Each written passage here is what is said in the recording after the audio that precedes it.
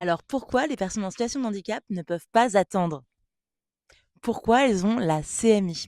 Alors déjà pour information, tout le monde, toutes les personnes en situation de handicap n'ont pas la carte mobilité inclusion. Voilà, je vous le dis parce que j'ai vraiment l'impression que CQFD, tout le monde a la carte. Non, c'est pas le cas. Il y a beaucoup de gens en situation de handicap qui devraient l'avoir et qui ne l'ont pas. C'est comme ça, c'est pas bien. Il y a des gens qui souffrent et en plus, ils sont même pas soutenus par la carte, vous vous rendez compte? C'est-à-dire qu'en plus, eux, ils souffrent, mais ils doivent se justifier du mal qu'ils ont parce qu'eux, ils ont pas eu la chance de pouvoir avoir la carte. Donc déjà, ça, c'est une première chose.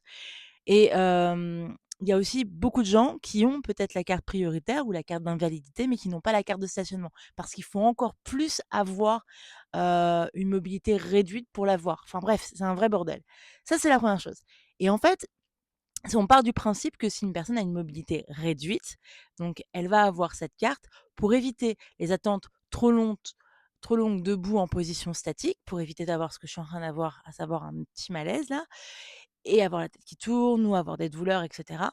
Et pour le stationnement, c'est pareil, en fait, c'est pour éviter qu'elle ne marche trop longtemps, pour qu'elle ait accès, en fait, plus rapidement à des places, pour stationner et pour rentrer dans éventuellement, par exemple, un centre commercial, ou un magasin ou des choses administratives ou quoi que ce soit. Voilà, c'est tout.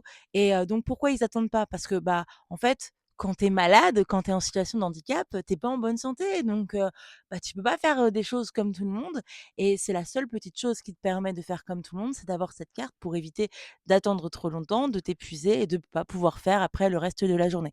Et pour information, les personnes en situation de handicap aussi, elles bossent. Il y en a pas non plus 150 qui touchent la hache et qui restent chez soi. Donc voilà, faites attention. Les préjugés, c'est mal.